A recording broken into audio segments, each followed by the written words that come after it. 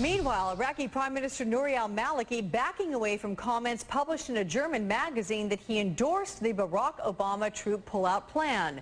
Al-Maliki now says what he meant to say was lost in translation. NBC's Patty Culhane at the White House covering this for us. So Patty, with a good morning to you again, my friend. What happened here?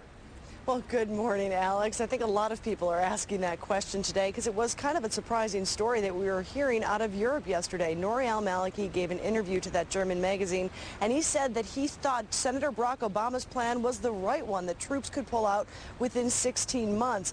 It was surprising because President Bush has been an open supporter of Maliki, and he has openly criticized any date-certain withdrawal. Well, now the Iraqi government, as you mentioned, backing away from that, and here's part of their official statement. Prime Minister Nouri al-Maliki confirmed that his statements to a German magazine, Der Spiegel, have been misunderstood and mistranslated and was not conveyed accurately regarding the vision of Senator Barack Obama.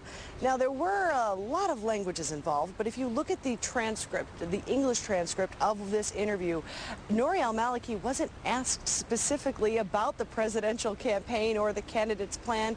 It was a broad question of how long do you think U.S. troops are going to be in Iraq, and he volunteered that he was supporting Senator Barack Obama's plan.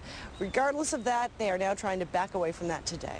Okay. Alex? You know, and you think about it, you've got misdirected, mistranslated, all these things. And the problem is, you know, I'm looking at the LATimes.com right now. It's something I read every morning and love reading. But the first headline reads, I'll read it right here. Iraq President Maliki embraces Obama's withdrawal plan. I mean, this is the kind of thing that's going to probably drive the White House nuts. Is there any sort of reaction from there?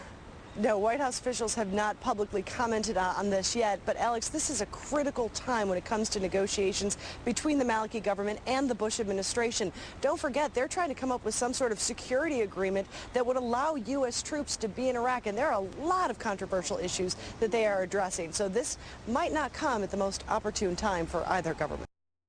Republicans are panicked about this trip because they think that this is going to be a home run, and arguably you've got some Obama folks who actually think he ought to come home right now. It's never going to get as good as it's gotten in the last 48 hours. You've got McCain suddenly in the White House parroting what Obama has been saying on Afghanistan. The McCain folks will say, hey, we're not parroting, we've been there before, but they clearly caught McCain flat-footed there. And then what Maliki did, even in the backtrack statement that the government spokesperson over there said, he threw in the word timetable. He's used not just time horizon, threw in the word timetable, which is the Obama campaign said, you know, that's thank you for that release.